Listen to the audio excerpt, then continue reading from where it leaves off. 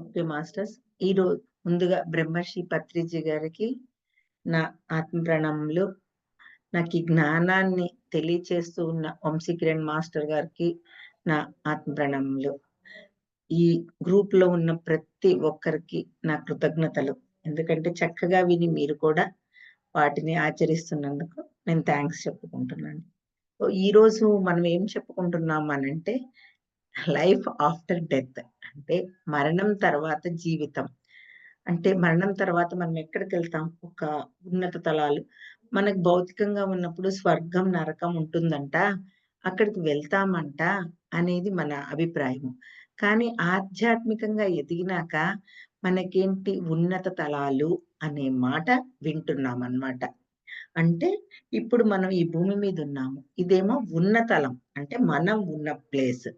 మనం వేరే చాటుకి వెళ్తున్నాం చనిపోయినాక. అది ఉన్నత తలం. ఇప్పుడు ఎల్‌కేజీ ఉన్న వాళ్ళు 10థ్ క్లాస్‌కి వెళ్తాము. అంటే ప్రైమరీ స్కూల్ నుంచి హై స్కూలు ఇలా వెళ్తుంటారు కదా! అంటే ఒక్కొక్క స్టెప్ దాటుకుంటూ. కానీ ఇక్కడ మనమేంటి ఒక్కసారి మరణం తర్వాత ఉన్నత తలంకెళ్తాం. అయితే ఆ ఉన్నత తలం ఇప్పుడు మనం ఎక్కడికైనా వెళ్తాము. దాని గురించి అంతా తెలుసుకొని వెళ్ళినప్పుడు మనకి ఎంత చక్కగా ఉంటుంది. అంటే ప్రణాళిక, ప్లాను ఇవి మనం ఇక్కడ ఒక చిన్న ఎగ్జాంపుల్ చెప్పుకుందాము. ఏంటి అనంటే మనం ఒక ఊరెళ్ళాలనుకున్నా ఆహ్, నేనైతే ఇంకొక ఎగ్జాంపుల్ చెప్దామనుకున్నాను. మనం జీవితంలో వయసులో ఉన్నప్పుడు చదువయిపోయినాక, ఉద్యోగం చేసినాక, వ్యాపారం చేసినాకో, మనం 60 ఇయర్స్ తర్వాత బ్రతకడానికని ప్రతిదీ ఒక ప్లాన్ ప్రకారం జాగ్రత్త చేసుకుంటూ ఉంటాం. ఒక ఇల్లు కట్టుకోవటం, పిల్లల చదువులకని, ఇట్లా ప్రతిది ఒక ప్లాన్ ప్రకారం చేసుకుంటూ ఉంటాం గదా! ఎందుకు? ఆఫ్టర్ రిటైర్మెంటో, ఆఫ్టర్ 60 ఇయర్స్ తర్వాత బిజినెస్ చేసే వాళ్ళకైనా చేయలేనప్పుడు సుఖవంతమైన జీవితం గడపటానికి. ఇక్కడ అదే విధంగా ఆధ్యాత్మికంగా కూడా మనము పైకి వెళ్తాము అనంటే చనిపోయినాక మనిషి పుట్టినాక చనిపోకుండా ఉండటం అనేది మరణం అనేది లేకుండా లేనే లేదు. కానీ ఆ మరణం తర్వాత ఎక్కడికెళ్తాము? మనకి ఎంతసేపటికి కార్తీక పురాణాల్లో అంటే నేను వీటిని కామెంట్ కాదు. వాటిల్లో చదివినప్పుడు మనకి తెలిసిన జ్ఞానం ఏంటి? అమ్మో! అక్కడ యమధర్మరాజు ఉంటాడట. ఆయనొచ్చి ఇట్లా పాశం వేసి లాక్కొని తీసుకెళ్ళిపోతాడట. అక్కడికి వెళ్లి నరకంలో తోసేస్తారట అని ఏదేదో ఊహించుకుంటాం. చెప్తారు. అదే మన ఊహతోటి మనకొక భయం మరణం అంటేనే అసలు తలుచుకోవడానికే భయపడతాము. కానీ ఆ మరణం తర్వాత కూడా అంటే ఇక్కడ పైనుంచి వచ్చిన ఒక ఆత్మ ఈ శరీరాన్ని తీసుకుంటది. తీసుకొని మళ్ళా అయిపోయినాక ఆ ఆత్మ మళ్ళా పైకే వెళ్ళిపోతుంది. అనంటే ఇక్కడ మనమేంటి ఉన్నత తలం నుంచే వచ్చాము. మళ్ళా ఉన్నత తలానికే వెళ్తున్నాము. స్వర్గమో, నరకమో పోనీ మీ అందరి భాషలో చూసుకున్నా అలా అయినా కూడా కానీ అక్కడ ఉన్న జ్ఞానం తెలుసుకున్నప్పుడు మనం ఈ భయాల నుంచి కూడా బయటపడతాము. అక్కడ చాలా బావుంటుందంట. ఇక్కడ ఎలా ఉంటుందో అక్కడ కూడా అలానే ఉంటుందంట. కానీ ఎప్పుడు అలా ఉంటుంది? మనం ధర్మంలో ఉన్నప్పుడు, సన్మార్గంలో నడిచినప్పుడు, అప్పుడు ఆ ఉన్నత తలం అద్భుతంగా ఉంటుంది. అంతే కదండీ! ఇప్పుడు రిటైర్ అయినాక మనం డబ్బులు మన దగ్గర నిల్వ ఉండాలంటే ఇక్కడ మనం చక్కగా సంపాదించుకోవాలి. వాటిని జాగ్రత్త పరుచుకోవాలి. అంటే ఇప్పుడు ఏ తాగుబోతో అయిపోతే వాడికి ఇంకేం మిగలదు కదా! అట్లానే ఇక్కడ కూడా ఈ ఆధ్యాత్మికతలో కూడా ఆ జ్ఞానాన్ని తెలుసుకుంటూ మనం ఎక్కడికెళ్తున్నాము? ఎందుకెళ్తున్నాము? అక్కడికి వెళ్ళినాక ఎలా ఉంటుంది? ఆ! వెళ్ళటానికి మనం ఏమేమి ఇప్పుడు ఓహ్! ఒక టూర్ ప్రోగ్రామ్ పెట్టుకుంటాము. అక్కడ ఎలా ఉంటుంది? చలి ఉంటదా? ఎండుంటదా? వర్షం వస్తదా? గొడుగు తీసుకెళ్ళాలా? Rain coat తీసుకెళ్ళాలా? లేకపోతే బస్‌లో వెళ్ళాలా? ట్రైన్‌లో వెళ్ళాలా? ఫ్లైట్‌లో వెళ్ళాలా? ఇన్ని ఉంటాయి కదా! సో, ఇక్కడ ఫ్లైట్‌లో వెళ్తే సుఖవంతంగా ఎళ్తాము. ట్రైన్‌లో రిజర్వేషన్ లేకుండా ఎళ్తే ఒక రకంగా, రిజర్వేషన్ చేయించుకొని ఎళ్తే ఒక రకంగా. అంటే మనకెప్పుడు హ్యాపీ జర్నీనే మనం కోరుకుంటాము. అలానే ఈ ఉన్నత తలాలలో జీవనము సుఖవంతంగా గడవటానికి మనం కనీసం దానికి సంబంధించిన జ్ఞానాన్ని తీసుకోవాలన్నమాట. ఏమి తెలియకుండా వెళ్తే ఏమొస్తుంది? ఏమీ రాదు. భయము అవే ఉంటాయి మనలో. అన్నీ తెలుసుకొని వెళ్ళామనుకో, అమ్మో! ఇంత అద్భుతంగా ఉందా? అంతా హ్యాపీ జర్నీ లాగా సాగిపోతదనమాట. అందుకని ఇప్పుడు ఆధ్యాత్మికంగా వచ్చిన, ఎదిగిన ప్రతి వ్యక్తికి కూడా కలిగే ఆశ ఏముంటుందండి? ఉన్నత తలాలలో సుఖవంతమైన జీవితం గడపాలి. హ్యాపీ జర్నీ ఉండాలక్కడ. అంతా మనకి సంతోషం, ఆనందం తప్ప వేరేది ఉండకూడదు. ఇక్కడున్నప్పుడు అదే కోరుకుంటాం. అక్కడికి వెళ్ళినాక అదే కోరుకోవాలి. కోరుకోవాలనంటే ఆ జ్ఞానం తెలుసుకోవాలనమాట. దాని గురించే ఈరోజు మనం చెప్పుకుంటున్నాం. అసలు ఉన్నత తరాల్లో ఉన్నతంగా జీవించాలంటే ఏం చేయాలో ఇప్పుడు ఫస్ట్ తెలుసుకుందాం. మనం ఇప్పుడు భూలోకంలో చనిపోయాక మానవుడు ఎక్కడికి వెళ్తాడో తెలుసుకుందాం అన్నమాట. ఫస్ట్ ఏం జరుగుతది? అవతలి వైపుకు ప్రయాణం. అంటే ఈ భూమి మీద నుంచి మనం ఏమంటాము ఆకాశంలోకెళ్ళిపోతాం. అక్కడ స్వర్గం, నరకం ఉంటుంది అనేసేసి. అది అవతల వైపే కదా! మనకు కనిపించనిది అవతల వైపు అని. అలానే ఇక్కడ ఏంటనంటే ఈ అవతల వైపుకు అనేది కొంతమంది అనుభవాల ద్వారా తెలుసుకోవచ్చు మనము. కొంతమంది ఏంటనంటే నియర్ డెత్ ఎక్స్‌పీరియన్స్ అంటే ఏంటి? చనిపోయే స్టేజ్ వరకు వెళ్ళి దాన్ని చూసి వెనక్కి వచ్చిన వాళ్ళు. హ్మ్. ఇంకొకళ్ళేంటి చనిపోయినాక అక్కడ ఏముందని చెప్పేవాళ్ళు. కొంతమందికేంటి అసలు ఈ జ్ఞానం ఏమీ తెలియని వాళ్ళు. సో, ఫస్ట్ ఈ ముగ్గురు గురించి మనం తెలుసుకుందాము. ఇప్పుడు చనిపోయినాక ఎక్కడికి వెళ్తాము? ఈ చాలా మంది ఆధ్యాత్మిక శాస్త్రవేత్తలిక్కడ.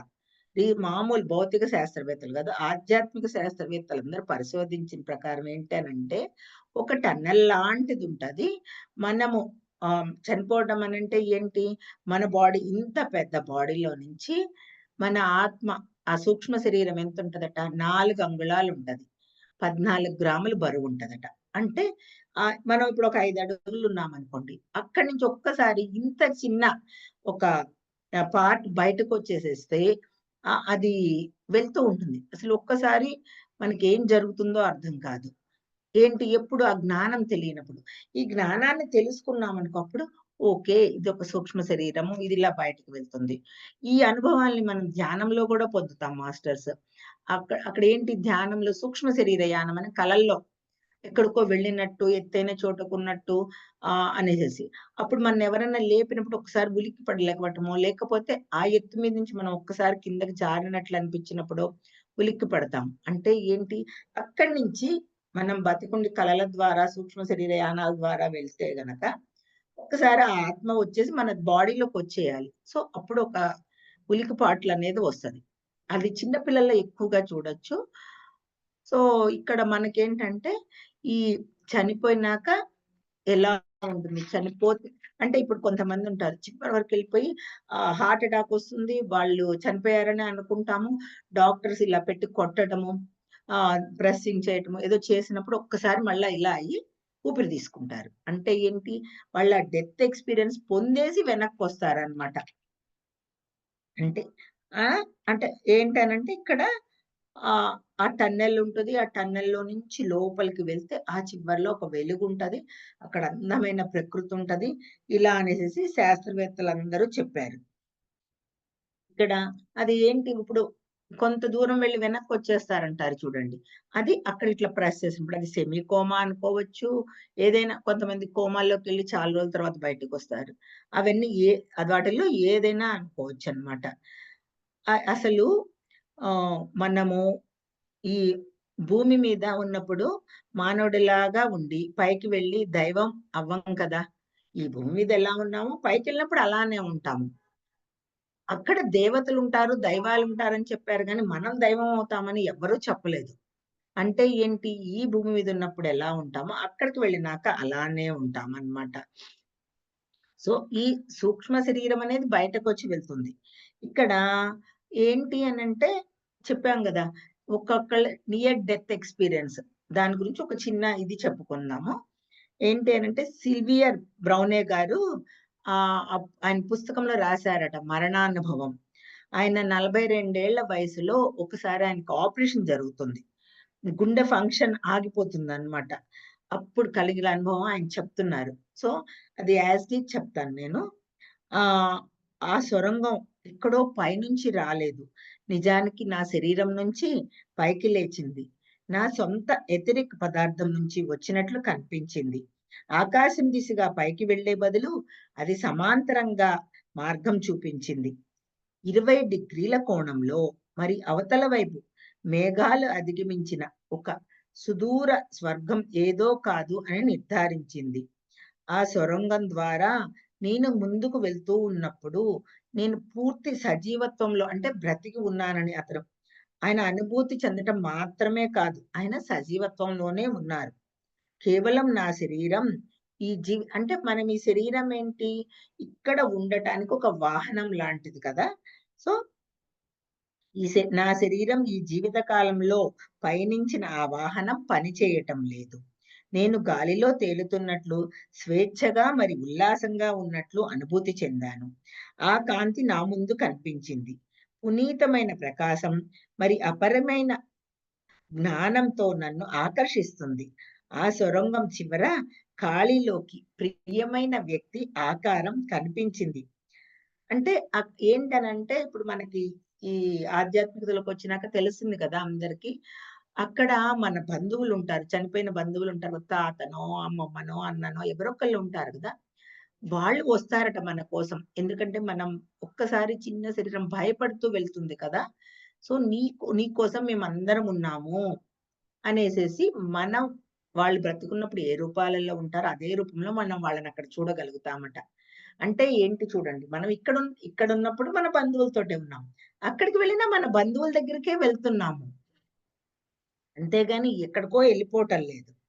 అంటే వాళ్ళేంటి మనం ఏమాత్రం భయపడకుండా వాళ్ళు అక్కడ వచ్చి వెయిట్ చేస్తుంటారట మన కోసం. వాళ్ళు ఇటు రావటానికి వీల్లేదు. ఎందుకంటే వాళ్ళకి శరీరం ఉండదు కాబట్టి వాళ్ళు ఇటు రావటానికి వీలు లేదు. మనం వెళ్ళటానికి ఉంది. అక్కడ ఇట్లా ఈయన విషయంలోట వాళ్ళ ప్రియమైన అమ్మమ్మ ఉందంట. ఆ చోటు ఎంతో విశాలంగా ఉందంటే, ఆమె వెనుక ఉన్న పచ్చిక బయళ్ళను క్షణకాలం చూడగలిగాను. అది భూమిపైన ఉన్న పచ్చిక బయలు లాగానే ఉన్నప్పటికీ, కానీ దాని రంగులు ఇంకా సుసంపన్నంగా ఎన్నో రెట్లు సుసంపన్నంగా ఉన్నట్లు కనిపించాయి. ఎందుకంటే, ఇక్కడ కాలుష్యము అన్నీ ఏవో ఉంటాయి. అక్కడ ఆ ప్రకృతిలో ఏమీ ఉండదు. ఒక స్వచ్ఛత ఉంటది. అందుకని అక్కడ అంత చక్కగా సుసంపన్నంగా ఉందట. అమ్మమ్మ వైపు నేను నా చేతిని చాచినప్పుడు ఆమె కూడా తన చేయిని చాచింది. కానీ దాని అర్థం ఆమె అరచేయి నాకు అభిముఖంగా లేదు. అంటే ఇట్లా పిలుస్తున్నప్పుడు ఇలా చేయి జాపుతారు. కానీ ఆమెది ఇలా ఉందంట చెయ్యి. ఆ! ఆగు అని అర్థం ఇచ్చేలాగా ఆ సంజ్ఞలాగా ఉంది. ఆమెకు ఆల్రెడీ ఏంటంటే ఇన్ఫర్మేషన్ వచ్చింది. ఇతనికి ఇంకా ఆయుష్ ఉంది. ఇతనిని నువ్వు తీసుకువెళ్ళకూడదు అనేసేసి. వాళ్ళకి వచ్చేస్తది కదా! మెసేజ్ లాగా. సో, ఇక్కడ అదే క్షణంలో ఈయనట హాస్పిటల్‌లో నేను వదిలివచ్చిన నా శరీరం ప్రక్కన నా స్నేహితురాలి స్వరం దూరం నుంచి బలహీనంగా "వెళ్ళిపోకు నీవు మాకు కావాలి" అని విన్నాను. భూమికి వస్తున్న అనుభూతి ఎలా ఉందంటే, నా నడుముకు చుట్టబడి ఉన్న ఒక పెద్ద రబ్బర్ బ్యాండు తన పూర్తి సామర్థ్యాన్ని సాగి ఉన్నది. అప్పుడు వెనకకు లాగుతున్న భావన కలిగింది. అప్పుడు ఒక క్షణం నా చేయి అమ్మమ్మ చేతి నుంచి కేవలం కొన్ని అంగుళాల దూరంలో ఉంది. మీ ఆ క్షణం ఆమె నుంచి నేను చటుక్కున లాగబడి, పరిమితం చేసిన నా శరీరం యొక్క భారంలోకి తిరిగి బలవంతంగా లాగబడ్డాను. వెనుకకి తిరిగి రావటం నాకు సంతోషాన్ని కలిగించకపోవటం మాత్రమే కాక, ఆ తరువాత కొన్ని రోజులు నేను భంగబాటుతోనూ మరియు కృంగుబాటుతోనూ అనుభూతి చెందాను. అంటే స్వర్గం చేజారినట్టు చేతి వరకు వచ్చిన స్వర్గము చేజారిపోయిందనే బాధపడ్డాడట. అంటే ఫైనల్‌గా మనం ఇదంతా కాదు ఈ శరీరంలో నుంచి బయటకు వచ్చాక మరొక లోకంలోకి వెళతాము అనేది ముఖ్యమైన పాయింట్. ఇదంతా ఎందుకు చెప్పుకున్నామంటే ఈయన మళ్ళా తిరిగొచ్చి ఒక పుస్తక రూపంలో రాసి అది చెప్పారు. సో, ఇది ఒక ముఖ్యమైన పాయింట్. అక్కడ మన ప్రియమైన బంధువులు వెయిట్ చేస్తుంటారు. వాళ్ళకి ఎవరు సందేశం ఇస్తారంటే వాళ్ళకి అక్కడ మాస్టర్స్ ఇస్తారు. అలానే ఇంకొకటేంటంటే ఆహ్, వెళ్ళిపోయిన వారి అనుభవం. ఇది ఎలా తెలుస్తుంది అని అందరూ అనుకుంటారు. ఈ పుస్తకాలలో ఉంటది. ఈ అనుభవాలు జీవాత్మ ప్రపంచ నియమాలలో ఉంటది. నేను ఆ పాయింట్ తీసుకున్నాననమాట. సో, ఇక్కడ ఏంటంటే ఇద్దరు అన్నదమ్ములుంటారు. వాళ్ళు యాక్సిడెంట్‌లో చనిపోవటం జరుగుతది. అప్పుడు వాళ్ళ అనుభవాన్ని అంటే వాళ్ళ తల్లిదండ్రులు చాలా దిగులు పడుతుంటే వాళ్ళకి వచ్చి వాళ్ళకి మొత్తం చెప్తూ ఉంటారు. ఆ అనుభవాన్ని వాళ్ళ పుస్తకం ద్వారా మనకు అందిస్తే దాన్ని ఇప్పుడు నేను చెప్తున్నాను మాస్టర్స్. వాళ్ళు చెప్తున్నారు.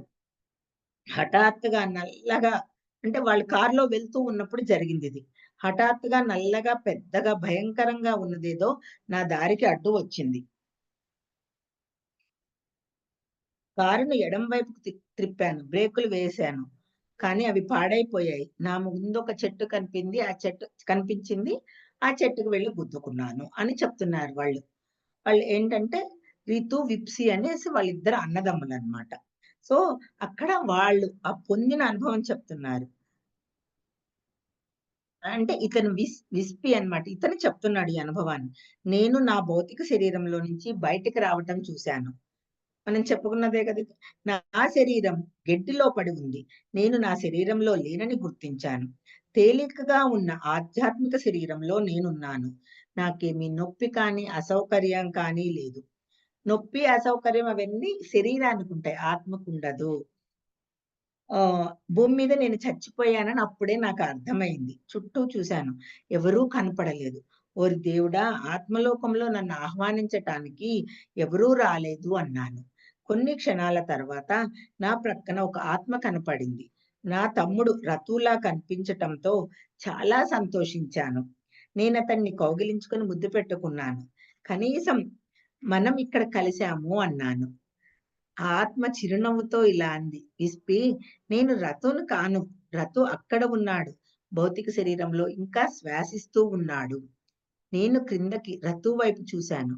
ఆత్మ కూడా అచ్చం రతులాగా ఉండటంతో మీరెవరైనా సరే దయుంచి రతుని రక్షించండి ప్లీజ్ అని అతడు కూడా చనిపోతే మా అమ్మ, నాన్న ఏమైపోతారు అని వేడుకుంటాడు. అతనెంతో దయగా ఆ ఆత్మ అన్నమాట. నాన్న విస్పి ఇది మన చేతులలో లేదు. అంతా భగవంతుని చేతుల్లోనే ఉంది. విస్పి నేను మీ తాతను అన్నాడు. అయితే ఈయన మేం మేము పాప్సీ అని పిలిచే తాతయ్య. అమ్మ వాళ్ళ నాన్న. 1974లో ఆయన చనిపోయేటప్పటికట 93 సంవత్సరాలు. క ఆ! నేను ఇప్పుడేంటి, ఇప్పుడు చాలా చిన్నగా కనిపించారు. ఆయన్ను గుర్తుపట్టలేకపోయాను. చనిపోయేటప్పటికి ఆయన వయసు 93 ఏళ్ళు. ఇప్పుడు 1980లో అంటే వీళ్ళు మరణించిన రోజనమాట అది. 80లో మేము భూమిని వదిలినప్పుడు 30 ఏళ్ల వ్యక్తిలా ఉన్నాడు. నా తమ్ముడు రతు పోలికలు చాలా ఉన్నాయి ఆయనకి. నేను ఆయనను కౌగిలించుకొని రతుని రక్షించమని ప్రార్థించాను. పప్పా మళ్ళీ ఇలా చెప్పాడు. నాన్న విస్పి ఇది మనకు శక్యం కాదు. మన చేతుల్లో లేదు. నాకు ఇది చూసి బాధగా ఉంది. పరమాత్మను ప్రార్థిద్దాం. మీరిద్దరూ లేకుండా నా బిడ్డ ఏమవుతుంది? అంటే ఆయన కూతురు పిల్లలే కదా వీళ్ళు. సో, అది చెప్తున్నాడన్నమాట. చేతులు జోడించి దేవుడా అంటుండంగానే రతు తన శరీరం నుంచి బయటకు వచ్చేసాడు. అంటే ఈ విస్పి ఎలా ఉందంటే తన శరీరం నుంచి తను బయటం రావడం చూసాడు. తర్వాత తమ్ముడు శరీరం నుంచి కూడా అతను బయటికి రావటం గూడా చూసాడు. మేము బాధతో, విచారంగా మా అమ్మానాన్నల గురించి ఆలోచిస్తూ అక్కడే ఉన్నాము. రతు నన్ను చూశాడు. తర్వాత ను నుజ్జునుజ్జైన కారును చూశాడు. కానీ గెడ్డిలో పడున్న తన భౌతిక కాయాన్ని చూడలేదు. తర్వాత ఇక్కడ అతను పప్పాని చూసి గుర్తుపట్టాడు. "పప్పా మీరిక్కడున్నారా? నేనెక్కడున్నాను? పప్పా మీరు చనిపోయారు కదా! ఇక్కడేం చేస్తున్నారు?" అంటే ఇతను ఇంకా రితు తనింకా చనిపోలేదు అనుకుంటున్నాడు. అతనికి అర్థం కావట్లేదు. అప్పుడు వీళ్ళు చెప్తారనమాట. హ్మ్. ఆహ్, నాతో మళ్ళీ నా కారునేం చేశావు అని అన్నాడు. భూలోకంలో మేము చనిపోయామని అతనికి చెప్పాము. రతు కూడా నాలాగే అయ్యో! అమ్మా, నాన్న ఏమవుతారు అని వాపోయారు. చూసారా? ఇక్కడ గూడా ఏంటి వాళ్ళకి తెలిసిన తాతగారు వాళ్ళ కోసం వచ్చారన్నమాట. అంటే ఏంటి చెప్పుకున్నాం గదా! బంధువులు వస్తారు అనేది అది నిజము. అంటే ఇది మరణం తర్వాత వాళ్ళ అనుభవాన్ని చెప్పారు. ఇదేమో ఇతను ఏంటి వెళ్ళొచ్చిన అనుభవాన్ని చెప్పాడు. ఇక్కడ ఒకతను. ఇంకా అసలు వెళ్ళని వాళ్ళ అనుభవం తీసుకుందాం. వీళ్ళు టన్నెల్ చూడరు. వీళ్ళకి ఆ జ్ఞానమే ఉండదు. ఇతను అక్కడే ఉంటాడు. ఎందుకంటే ఆ జ్ఞానం అతనికి లేదు కాబట్టి అతను అక్కడే ఉంటాడు. ఉన్నప్పుడు అంటే మనమేంటి మన శరీరంతోటి ఉన్నప్పుడే మనం ఈ జ్ఞానం నేర్చుకొని ఉంటే ఆ టన్నెల్ అనేది ఒకటుంటది. దాంట్లో వెళ్ళాలి. అవన్నీ తెలుస్తాయి. కానీ ఇక్కడ అది లేక ఇతనేంటి నాది, నా ఇల్లు, నా వాళ్ళు అనే ఆ అటాచ్‌మెంట్ తోటుండి అక్కడక్కడే ఉంటాడనమాట. అందుకనే దీపం ఉండంగానే ఇల్లు చక్కబెట్టుకోవాలి అని అంటారు కదా! ఆ సామెతని ఇది చేస్ చె గుర్తు తెచ్చుకుందాం ఇక్కడ. నిజంగా చాలా మంది మరణానంతర జీవితాన్ని గురించి తెలుసుకోవడానికి అస్సలు ఇష్టపడరట. నిజంగానే ఇదైతే నేనైతే నాకు అంతకుముందు ఇవన్నీ తెలియదు. ఇప్పుడు తెలిసినాక ఆత్మాయణం బుక్ అని, ఈ జీవాత్మ ప్రపంచ నియమాలు పుస్తకాలు చదివినాక అసలు ఇంత అద్భుతంగా ఉంటదా మరణానంతర జీవితం అనేది అనిపించింది. అంటే అదివరకు ఒక భయం ఉండేది నాకు చావు అంటే. ఇప్పుడు ఆ భయం లేదు. ఆ భయాన్ని పోగొట్టుకున్నాననమాట. ఇక్కడ ధర్మరాజుని యక్షుడు ఒక ప్రశ్న అడిగాడట. ఈ ప్రపంచంలో అత్యంత ఆశ్చర్యకరమైన విషయం ఏంటి అని అడిగితే, అప్పుడు ధర్మరాజు ఇచ్చిన జవాబేంటో తెలుసా? మానవుడు తను చనిపోతాను అన్న విషయం తనకు తెలియకపోవటం. ఎవరైనా చనిపోయినప్పుడు అయ్యో! చనిపోతారు అనుకుంటాము. అయ్యో! వాళ్ళు చనిపోయారు, పాపం చేశారా? పుణ్యం చేశారా? మనం కూడా దాన్ని పెంపొందించుకోవాలి. మనం ఇప్పటికైనా సన్మార్గంలో నడవాలి. మనకు కూడా చావుంటుంది అనే విషయము మనుషులు మానవులు మర్చిపోతారు. అదే చెప్పాడట. తెలుసుకోవడానికి ఇష్టపడరు కూడా. ఇప్పుడు ఎవరన్నా అంటే, "అయ్యో! నువ్వు చచ్చిపోతావా?" అంటే, "అదేంటి నేనెందుకు చచ్చిపోతాను? ఎందుకు అట్లాంటి పిచ్చి పిచ్చి మాటలన్నీ మాట్లాడతారు" అనంటారు. అట్లని అమంగళం మాట్లాడొద్దు అని చెప్తారు కదా! అట్లా అన్నమాట. ఇది సహ ఎందుకంటే ప్రతి మానవుడు తను చనిపోతానన్న విషయం తెలియదు. తెలుసుకోవటానికి కూడా ఇష్టపడడు. ఇది సహజమే. అందుకనే దాని గురించి ఆ జ్ఞానాన్ని మనం తెలుసుకోవాలి.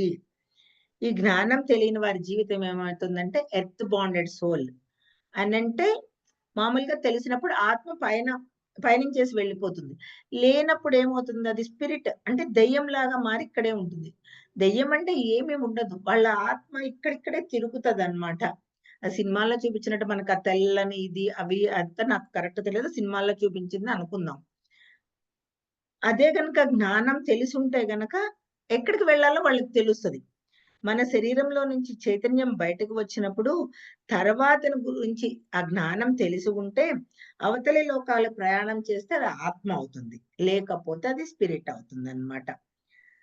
ఆ దెయ్యం ఏంటి ఎప్పుడు ఇది నా ఇల్లు, నా వాళ్ళు అనేసేసి ఇక్కడిక్కడే తిరుగుతుంటది. ఆ అటాచ్‌మెంట్‌లో ఉంటుందన్నమాట. అక్కడ డిటాచ్ అవ్వాలి. దీనికోసం గూడా కొంతమంది మాస్టర్స్ వచ్చి వాళ్ళకి ప్రయత్నం చెప్తారట. మీది ఇంకిక్కడ అయిపోయింది. మీ జీవితం ఇంక మీరు పైకి రావాలి అనంటే, లేదు లేదు నా వాళ్ళు ఇక్కడున్నారు. నా కోసం వాళ్ళందరూ ఏడుస్తున్నారు. చూడండి అనేసేసి చెప్తారు.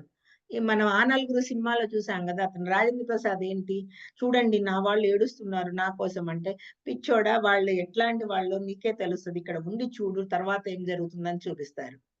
అంటే ఏంటి నువ్వు అక్కడ ఉండి వాళ్ళు ఎర్త్ బాండెడ్ సోల్‌గా ఉండి వాళ్ళేం చేస్తారు? వాళ్ళు చేస్తున్న పనులు ఇప్పుడు ఆయన ఒక ఇల్లు కట్టుకుంటాడు. అది చాలా ఇష్టమైనదనుకోండి. ఆ ఇల్లు పడగొట్టేసేసి వాళ్ళు అమ్మేయటమో ఏదో చేశారనుకోండి. అయ్యో! నా ఇల్లు నాది. అయ్యో! నా డబ్బులన్నీ పాడు చేస్తున్నారు. నన్ను అసలెవరు గుర్తు తెచ్చుకోవటం లేదన్న నరకాన్ని అనుభవిస్తాం. నరకం అంటే ఎక్కడో లేదు మాస్టర్స్. ఈ భూమి పైన ఉండి అనుభవించేదది నరకమే. సో, ఇక్కడ ఏంటి ఆహ్, ఆహ్, మన వాళ్ళ ఇదేంటంటే, ఆ పైన చనిపోయిన వాళ్ళకి కింద ఉన్న వాళ్ళు కనిపిస్తారట. ఈ కింద ఉన్న భూమి మీద ఉన్న వాళ్ళకి చనిపోయిన వాళ్ళు కనిపించరు. రూపం గూడా కనిపించదు. ఎందుకు అనంటే వాళ్ళకన్నీ కనిపిస్తాయి గదా! అమ్మో! ఇప్పుడు మనం సీక్రెట్‌గా ఏ పనులు చేస్తున్నా వాళ్ళు చూసి మమ్మల్ని ఏమన్నా ఆవహిస్తారా అంటే కాదు. విశ్వం ఒక నియమాన్ని పెట్టిందనమాట.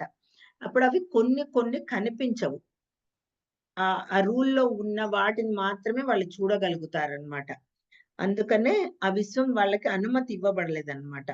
మీ స్వంత నిర్ణయం పైనే మీ జీవితం ఉంటుంది. అంటే మీరు ఏది అనుకున్నారో బయటకి, అది మాత్రమే మీ సొంత నిర్ణయం అది. అది ఎక్కడ జరుగుతది? మనం మన మనోమయ కోశాన్ని లాక్ చేసేయాలట. లాక్ చేసినప్పుడు మనం ఏది ఎవరికీ చూపిచ్చద్దనుకున్నామో అది కనిపించదు బయటికి. అందుకని మనోమయ కోశంలో లాక్ చేసేసుకోవాలి. మనని మనం. అది మామూలుగా సహజంగానే జరుగుతుంది. కానీ, అమ్మో! దెయ్యం అన్ని చూసేస్తదేమో, నన్నేమైనా చేసేస్తదేమో అలా అనుకుంటాం. కానీ అలా జరగదు. మీరు సూక్ష్మ శరీరయానం లేదా మరణం తర్వాత మీకు రక్షణ ఉండాలి అనేది ఇక్కడ మనం ఫస్ట్ పాయింట్. అది మీ చేతిలోనే ఉంది. మీ జ్ఞానమే మీకు రక్షణ. ఎందుకంటే ఈ జ్ఞానం తెలుసుకుంటే అప్పుడు మీకొక రక్షణలాగా ఇదే ఉపయోగపడుతుందనమాట. ఇప్పుడు ఒక చదువుకోవాలని వెళ్తాము. అక్కడ అసల చదువు గురించి తెలియనప్పుడు అక్కడికి వెళ్తే ఏది చదువుకోవాలి? ఏమి డిసైడ్ చేసుకోలేము. అందుకని ఇక్కడే గనక అసలు మనం ఒక ఇంజినీరింగ్ కాలేజ్‌లో చేరాలంటే అక్కడ ఇన్ని గ్రూపులుంటాయి. అక్కడ సీట్ పొందాలంటే ఎంసెట్ ఎగ్జామ్ రాయాలి.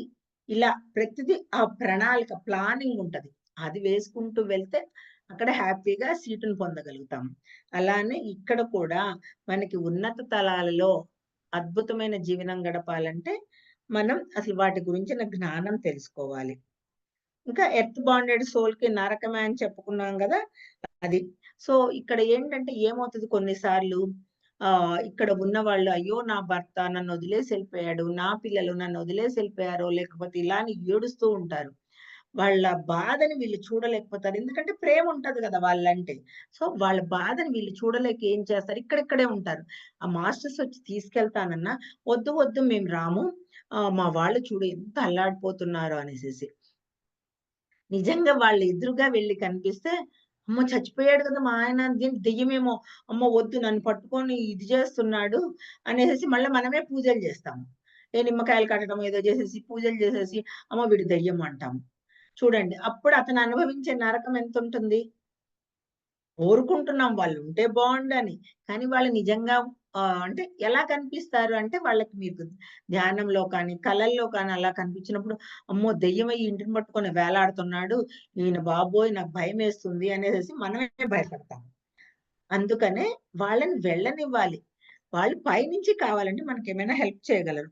ఇక్కడ వీళ్ళు కూడా చనిపోయినోళ్ళు కూడా అటాచ్‌మెంట్ నుంచి డిటాచ్ అయిపోవాలన్నమాట. అంటే మధ్య మార్గంగా ఉండాలి అటు. ఇప్పుడు ఒకవేళ ఎవరి మీదైనా ద్వేషం ఉందనుకోండి మనం చనిపోయేటప్పటికి, వాళ్ళని పట్టుకొని ఎలాడతారు. ఏంటి వాళ్ళని ఎట్లైనా కష్టం వాళ్ళని ఏదో ఒకటి చేసేయాలని. సో, అది ఉండకూడదు, ఇది ఉండకూడదు. ఎప్పుడు డిటాచ్‌లో ఉన్న వాళ్ళు అటాచ్ లాగా అట్లా మధ్య మార్గం. అదున్న వాళ్ళు దీంట్లోకి అలా మారి చక్కగా వెళ్ళిపోవచ్చనమాట. అలానే ఆహ్, మధ్య మార్గంలో ఉంటుంది. మన చైతన్యం విడుదల జరుగుతదనమాట అప్పుడు. లేకపోతే అటాచ్‌మెంట్‌లో ఉన్నా జరగదు. డిటాచ్‌మెంట్‌లో ఉన్నా మన చైతన్యం విడుదలనేది జరగదు. మధ్య మార్గంలో ఉన్నప్పుడు మాత్రమే జరుగుతది. కాబట్టి భయపడకుండా అంటే ఇవన్నీ తెలియచేయడానికి మాస్టర్స్ వచ్చి చెప్తారు మనకి. మన మరణానంతరం మనకి మాస్టర్స్ వచ్చి చెప్పినా, అమ్మో! నువ్వెవరివో, నువ్వేంటో మనకేంటి వాళ్ళొక రాక్షసుల్లాగా కనిపించొచ్చు. ఏదైనా కనిపించొచ్చు. అదే జ్ఞానం తెలిసుంటే నిజంగా వచ్చేది మన బంధువులే. అది ఆధ్యాత్మిక శాస్త్రవేత్తలు పరిశోధనలలో తేలినయి. అన్నీ కొంతమంది అనుభవాల ద్వారా పొందినవి అన్నీ. కాబట్టి మన బంధువులే వస్తారు. ఎందుకంటే ఇక్కడ కూడా మనం ఎక్కడికన్నా వెళ్లి వచ్చినప్పుడు నాన్న, అమ్మ అని ఎలా వాళ్ళని చూసి మనం ఇదైపోతామో, సంతోషపడిపోతామో, ఒక్కసారి ఈ లోకం నుంచి ఆ లోకంలోకెళ్ళిపోయాము. మనలో చాలా భయం అనేదుంటది. ఆ భయాన్ని పోగొట్టడానికి మాస్టర్స్ వాళ్ళని పంపిస్తారు.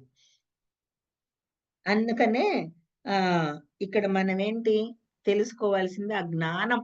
అంటే అక్కడ అట్లా ఉంటుందని తెలుసుకున్నప్పుడు మనం ఏమి భయపడకుండా ఉంటాము. తర్వాత ఎందుకు ఇక్కడ వీళ్ళు ఉన్నాక 5 నెలలకో, 6 నెలలకో వెళ్ళిపోవాలి అనే అంటే ఆ బాధ ఇక్కడ చూస్తూ ఉండలేక వెళ్ళిపోవాలి అనేసేసి అప్పుడు అనిపిస్తే, ఎందుకు ఇక్కడ ఉన్నవాళ్ళు ఏం చేస్తారంటే చనిపోయిన వాళ్ళు ఫస్ట్ రోజు ఏడుస్తారు. అయ్యో! మా అమ్మ చనిపోయింది, మా నాన్న చనిపోయాడు అని ఫస్ట్ రోజు ఏడుస్తారు. 10 రోజులు ఏడుస్తారు. తర్వాత మెల్లమెల్లగా మర్చిపోతారు. అనంటే ఏంటి మానవుడి జీవితంలో ఇక్కడ ఏంటి కాలం అనేది ఉంటది. ఆ కాలమే మరుపుని తీసుకొస్తది. ఆత్మలోకంలో కాలం అనేది ఉండదట. అక్కడంతా వేరే రకంగా ఉంటది. సో, మనం ఇప్పుడు సంకల్పం పెట్టుకొని చక్కగా మనం వెళ్ళిపోవచ్చు. So, no attach, no detach. అందుకనే ముందుగా జ్ఞానం తెలిసినప్పుడు మనం వాళ్ళు వచ్చినప్పుడు, అప్పుడు మనకనిపిస్తది ఈ పుస్తకాల్లో చదవటం, వంశీ సార్ క్లాసులు విన్నప్పుడో, లేకపోతే ఇంకో గురువు చెప్పే క్లాసులు విన్నయన్నీ మనకు జ్ఞానం ఉంటది గదా!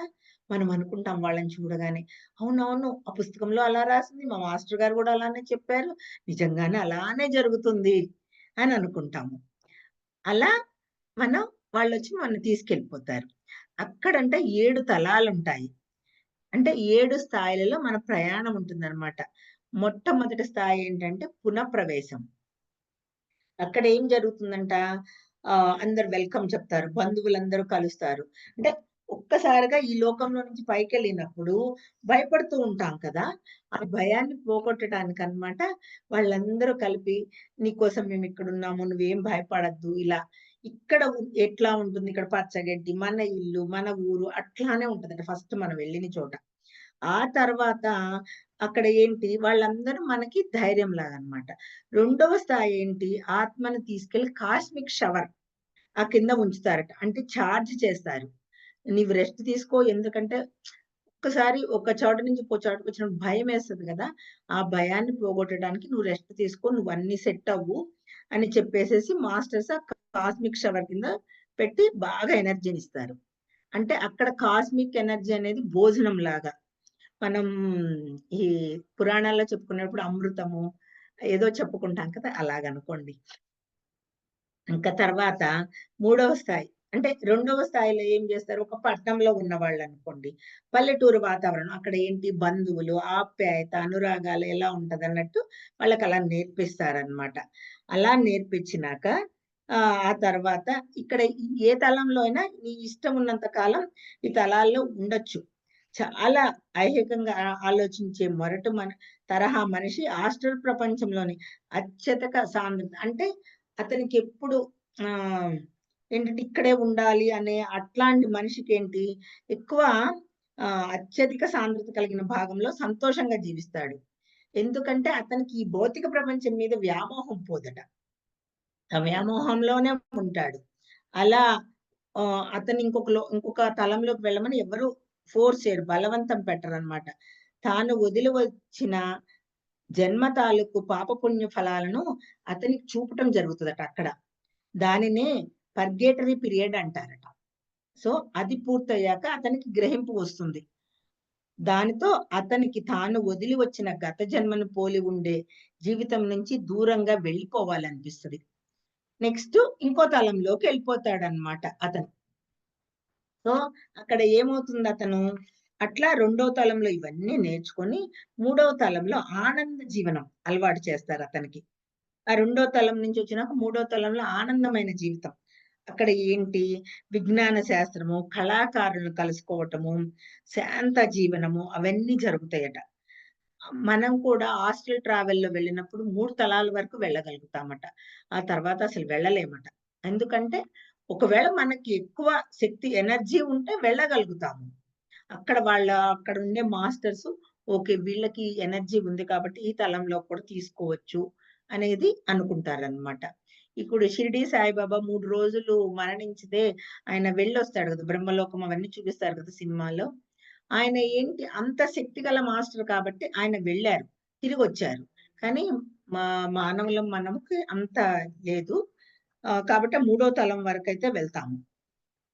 ఇక్కడ ఎంతో జ్ఞానం పొందుతారు. ఎందుకంటే ఈ భూమి మీద మనకి ఏదో కళ నేర్చుకోవాలి, పాటలు పాడాలి, డాన్స్ చేయాలి అలాంటివుంటాయి కదా! ఇక్కడ నేర్చుకోలేకపోయిన వాళ్ళు అక్కడికి వెళ్ళగానే ఆ మూడో తలంలో అవన్నీ పొందుతూ ఆనందంగా జీవిస్తారనమాట. ఇక నాలుగో తలంలో ఏమవుతది, మేధావంతులు అంటే అక్కడ ఆహ్, గొప్ప గొప్ప అంటే ఆహ్, పండితులు అనుకోకూడదు. మేధావంతులంటే నాలెడ్జ్ ఎక్కువున్నవాళ్ళు. వాళ్ళు ప్రపంచ సమస్యల గురించి చర్చిస్తారట. నాలుగో తరంలో అంటే ఆ ప్రపంచ సమస్యలు వాటి గురించి వీళ్ళు బాగా అక్కడ చర్చించుకొని దాన్ని కింద భూమి మీదకి పంపించగలుగుతారక్కడ. ఆ శిక్షణ లాంటిది జరుగుద్ది. ఆ తరువాత ఆహ్, ఇంకా 5, 6 తలాలలో మాస్టర్స్. ఇక్కడ ఎలా ఉంటుందంటే ఎంతో మంది పరిశోధకులు కనపడతారు. మానసిక విశ్లేషకులు. అంటే రీసెర్చ్ లాంటిదనుకోండి. ఇక్కడ పీహెచ్‌డీ ఎలాగో అట్లా అనుకోండి.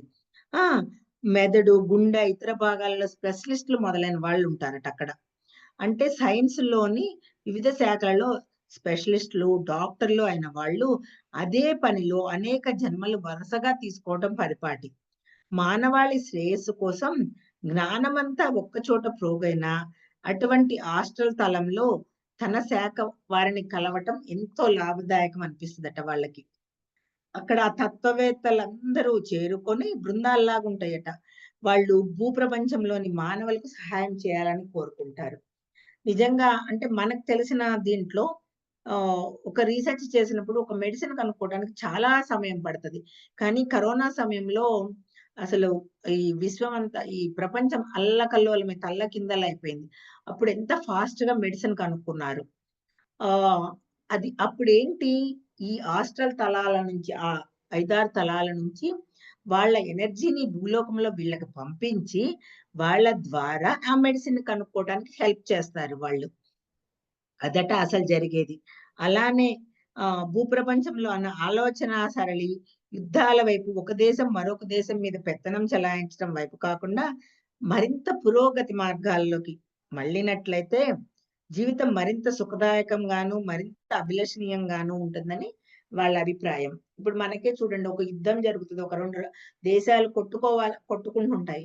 అప్పుడు ఐక్యరాజ్య సమితి ఏం చేస్తది? ఇలా ఉండొద్దు, ఇలా ఉండండి అని సజెషన్స్ ఇస్తది.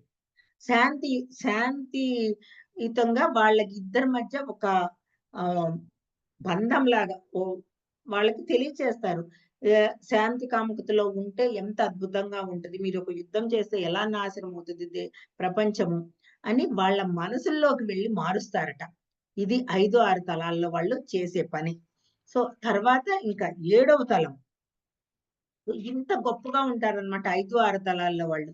మనం ఏమనుకుంటాం ఇంక పైకెళ్తే హాయిగా ఏ పని ఉండదు. మంచిగా తినటం, తాగటం, పడుకోవటము ఇట్లానే అనుకుంటాం. కాదు. అక్కడ కూడా మనం ఒక్కొక్క తలం దాటాలంటే అక్కడ కష్టపడి ఒక్కొక్క జ్ఞానం నేర్చుకుంటూ, మన ఆలోచన విధానాన్ని అన్నీ మార్చుకుంటూ వెళ్ళినప్పుడే ఒక తలం నుంచి ఒక తలం వెళ్ళగలుగుతాము. అంతేకాని మనం ఏం చేయకుండా కూర్చొని వెళ్ళిపోగలము అనేది అక్కడ గూడా జరగదు. ఇక్కడ ఎలా అయితే పని చేస్తూ ఒక్క స్టెప్ దాటుకుంటూ క్లర్క్‌గా చేరిన వాళ్ళు డీజీఎం లెవెల్‌కెళ్తారు. అక్కడ కూడా అంతే. అదే జరుగుతది. ఇక్కడ మనం ఎలా ఉందో జీవితం అక్కడ కూడా అలానే ఉంటది. అది చెప్పడానికి కొంచెం ఆ ఎగ్జాంపుల్స్ దీని మీద కలిపి చెప్తున్నాననమాట. తర్వాత ఇహ ఆఖరిదైన ఏడో తలంలో జీవితం ఎలా ఉంటుందో చెప్తాను. అక్కడ అడుగుపెట్టగానే కొట్టొచ్చినట్టుగా మొట్టమొదట కనిపించేదేంటంట అంటే అసలు బిల్డింగులనేవి కనపడవు. అక్కడ ఇల్లు, వాకిళ్ళు అసల మానవులు కట్టుకున్న జాడ గూడా కనపడదట. కానీ ఆ స్థాయిలో శాశ్వత నివాసాలుంటాయి. అక్కడంతా ఊహా ప్రపంచం, కల్పనా ప్రపంచం అట్లానే ఉంటది. వాళ్ళకేమి తినాలి అని గాని, ఆ జన్మాంతం ఉపవాసంలో ఉంటూ ధ్యానం చేస్తారు. ఇప్పుడు మహావతార్ బాబాజీ అట్లాంటి వాళ్ళందరూ అక్కడుంటారు. పత్రిజీ గారు గూడా అక్కడికి వెళ్ళుండొచ్చేమో అని నాకిప్పుడు అనిపిస్తుందనమాట. సో, అలాంటి మాస్టర్స్ అందరూ అక్కడికెళ్ళి ఏదో పత్రిజీ గారు 5, 6 తలాలలో ఉండి ఇక్కడ మన కోసం మన ధ్యానం వాళ్ళందరూ ఎలా వృత్తిలోకి రావాలనేది కూడా ఆయన సంకల్పంతోటి ఇక్కడ అందరిని సరిచేస్తూ ఉండుండొచ్చు. సో, ఇట్లా అన్నమాట. ఇక్కడ చూడండి ఏడో తలంలోకి వెళ్ళినా కూడా మనం ఆ తలంలోనే శాశ్వతంగా ఉంటామా? 5, 6 తలాలలో శాశ్వతంగా ఉంటామా అంటే అది ఎప్పుడూ జరగదు. ఎందుకనంటే మనము మానవుడిగా ఉన్నప్పుడు ఏంటి మనలో ఉన్న గుణాలు మాస్టర్స్ అరిషడ్ వర్గాలు. ఆ అరిషడ్ వర్గాలు ఎక్కడికి పోవు. మనకందుకనే కలలొచ్చినప్పుడు మనకి గుణాల్ని చూపించినప్పుడు మేడం వాళ్ళేం చెప్తారు? మీరు ఈ భౌతికతలో గుణాన్ని మార్చుకున్నారు. మీ ఆత్మలో గూడా గుణాన్ని మార్చుకోవాలి అని మనకు నేర్పిస్తున్నారు. అంటే ఏంటి? ఇక్కడ ఉన్న గుణాలు ఆత్మతో పాటు అక్కడికి వెళ్తాయి. ఈ శరీరంలో ఉన్నదే మనం మర్చిపోతాం గానీ, ఇంక మిగిలినయన్నీ మనతో పాటు ప్రయాణం జేస్తాయి. ఈ గుణాలు అరిషడ్ వర్గాలెక్కడికి పోవు. అందుకనే ఇక్కడ చూడండి, ఏడో తలంలో ఉన్నవాళ్ళు ఎవరు? జై విజయులున్నారు. విష్ణుమూర్తి దగ్గర. ఆ! వాళ్ళకి ఒక అహంకారం వచ్చేస్తది. మేమే ఇక్కడున్నాము అనేది. సనక సనందులొచ్చినప్పుడు ఏం జరుగుద్ది? వాళ్ళకి లోపలికి పర్మిషన్ ఇవ్వరు. ఇవ్వకపోయేసరికి అహంకారం వాళ్ళకి. మేము చెప్తేనే వాళ్ళెళ్ళాలి అనే అహంకారంతోటి వాళ్ళకి పర్మిషన్ ఇవ్వరు. ఇవ్వకపోయినప్పుడు ఏమైద్ది? ఆ శాపాలు తీసుకొని మళ్ళా భూమి మీద హిరణ్యకశిపుడు, హిరణ్యాక్షుడు ఇట్లాగా వచ్చి జన్మలు తీసుకుని రావణాసుడు, కుంభకర్ణుడు, శిశుపాలుడు, ధృతరాష్ట్రుడు వాళ్ళలాగా ఈ జన్మలు తీసుకొని ఇక్కడ దంతావక్తుడు. సో అలా జన్మలు తీసుకొని వచ్చి మళ్ళా అనుభవాలు పొంది మళ్ళా వెళ్తారు. అంటే ఏంటి? ఆ అహంకారాన్ని కరిగించుకొని వెళ్ళాలి. అంటే అరిషడ్వర్గాలలో ఉన్న గుణాలని మార్చుకొని అక్కడి నుంచైనా నెట్టి పడేస్తారు అనేది తెలుసుకోవాలి. అందుకనే ఏ తలంలో ఉన్నా మన గుణాల పట్ల మనం ఎరుకతోటి ఉండాలి. ఈ అరిషడ్వర్గాలేంటి? కామ, క్రోధ, మోహ, లోభ, మద, మాత్సర్యాలు. సో ఇక్కడ కామం అనంగానే మనం ఏమనుకుంటాం? కోరికలు. ఆ కోరికలేంటి? మితిమీరినప్పుడు అంటే తృష్ణ, ఇంటెన్షన్ మాకిదే కావాలి. ఆ ఇంటెన్షన్ ఉన్నప్పుడు అది కామం లాగా అవుతది. అదే గనక సరే తీరితే తీరుతుంది, లేకపోతే లేదు అనుకున్నప్పుడు అది దానివల్ల ఏమీ జరగదు. దాంట్లో ఇరుక్కోం, బయటకొచ్చేస్తాము. అందుకనే ఇక్కడ సపోజు ఒక వ్యక్తి ఒక కారు కొనాలని ఉంటుందండి. అతని దగ్గర అంత డబ్బు ఉండదు. ఉండనప్పుడు అంటే అటువంటి పరిస్థితులు గాని అనుకూలంగా అట్లా లేవనుకుందాం వాళ్ళకి కొనుక్కోవడానికి. అతను కారు కొనలేకపోతున్నాడని బాధపడుతూ కూర్చుంటే, కారు తనకు దగ్గరకు వస్తుందా? రాదు. దుఃఖం వస్తుంది. అంటే కామం వల్ల ఏమొస్తుంది? దుఃఖం వస్తుంది. దానికి కావాల్సిన అర్హత ఏంటి మనకి? ఆ డబ్బు సంపాదించాలి. లేదా దాన్ని వదిలేసుకోవాలి. అంతేకాని ఆ కామాన్ని దాన్ని పెంచుకోకూడదు. అంటే దుఃఖాన్ని పెంచుకున్నట్లవుతది. కాబట్టి కామం అనేది దాటాలంటే తృష్ణ లేకుండా తీసివేయాలి. తర్వాత క్రోధం. ఈ క్రోధం అంటే ఏంటి? కసితో కూడిన కోపం. అంటే కోపమే ఇది ఎక్కువైతే కసి అవుతది. అదే క్రోధం అవుతది. అదేంటి? పక్క వాళ్ళ మీద చూపించలేక మనం ఏం చూపిస్తాం? మన మీద మనమే చూపించుకుంటారు కొంతమంది. కొంతమంది పిల్లల మీద చూపిస్తారు. కొంతమంది పెద్దవాళ్ళ మీద ఎవరి మీదైనా చూపిస్తారు. అంటే అక్కడ మనలో విచక్షణ కోల్పోతాము. ఆ క్రోధం వల్ల విచక్షణను కోల్పోతాము. ఆ విచక్షణ చంపివేస్తుంది. అందుకనే పెద్దలేమన్నారు? తన కోపమే తన శత్రువు అన్నారు. ఇక్కడ శివుడి కోపం ఏం చేసింది? గణేశుడిని సంహరించింది. అంటే శివుడి కోపం అంత పెద్ద దేవుడు కూడా తన కోపాన్ని జయించలేకపోయాడు. సో ఏమైంది? ఆ కోపం వల్ల గణేశుడు మరణం పొందుతాడనమాట. అది జరుగుతుంది. అందుకనే ఈ క్రోధాన్ని జయించాలంటే మనం ఏం చేయాలంటే క్షమాతత్వాన్ని అలవర్చుకోవాలి. అంతే. తర్వాత లోభం. లోభం ఎప్పుడైతే ఒక కోరిక కలుగుతదో అది తీరకపోతేనేమో క్రోధం, కసొచ్చేస్తది. అది తీరితే లోభం వస్తదనమాట. ఒక మనిషి తను కష్టపడి ఆస్తిని సంపాదించుకుంటాడు. సంపాదించుకున్నాక అతను కష్టపడి తర్వాత దాన్ని ఎవరైనా తీసుకెళ్ళిపోతారేమో, దాన్ని దాచేసుకుందాం. అయ్యో! ఖర్చు పెట్టేస్తే ఎలాగు అనే భయం వస్తది. అప్పుడేంటి? లోభం వస్తది. ఆ లోభాన్ని పోగొట్టుకోవాలంటే మనం దాతృత్వం అంటే ఇవ్వటం నేర్చుకోవాలి. మనం కావాలనుకున్న దాన్ని మనం ఇతరులకు ఇవ్వటానికి పరిపూర్ణంగా సంసిద్ధమైనప్పుడే ప్రకృతి మనకు దాన్ని ప్రసాదిస్తది. తద్వారా మనం లోభత్వం నుంచి బయటపడతాం. అంటే మనం ఒక రూపాయి ఇస్తే ఆ రూపాయిని సద్వినియోగంగా జరపటానికి ఇస్తున్నాం. ప్రకృతికి సంరక్షించడానికి అనలా ఇస్తున్నప్పుడు ఆ ప్రకృతి మనకి ఇంకా ఎక్కువిస్తది. అంతేకాని ఆ లోభంతో దాచేసేసుకుంటే దాచుకుంటే దోచపడతది, పంచితే పెంచబడుతుందనేది మనకి పత్రిజీ గారు చాలా సార్లు చెప్తారు. అందుకనే ఎప్పుడైనా అంటే పంచత అంటే కొంత నీకున్న దాంట్లో కొంత తియ్యి. మొత్తం ఇచ్చేయమని చెప్పటం కాదిక్కడ. అలానే ఇంకా ఫోర్త్ పాయింట్ మోహం. ఇది నాలుగవది అదేంటంటే మోహానికి మూల కారణం తృప్తి లేకపోవటం మాస్టర్స్. ఎప్పుడైతే తృప్తిగా జీవించటం మొదలుపెడతామో అప్పుడు ఆ మోహాన్ని జయిస్తామనమాట. అందుకనే మోహాన్ని జయించాలి అనేది చెప్పుకుంటాం. ఈ దీనికి ఒక చిన్న ఎగ్జాంపుల్‌గా ఏంటంటే ఒక ఇద్దరు పార్ట్నర్స్ ఉంటారు. వాళ్ళు బిజినెస్ చేస్తారు. మంచి స్నేహంలో ఉంటారు మామూలుగా.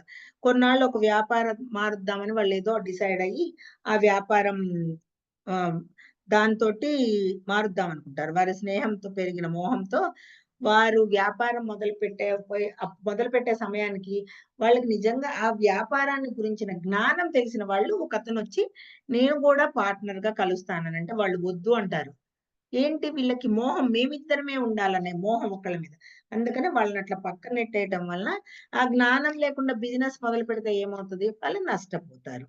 అందుకని ఆ నష్టపోయినాక వ్యాపారం అంతా లాస్ అయినాక అప్పుడు వాళ్ళకి తెలిసింది. అయ్యో!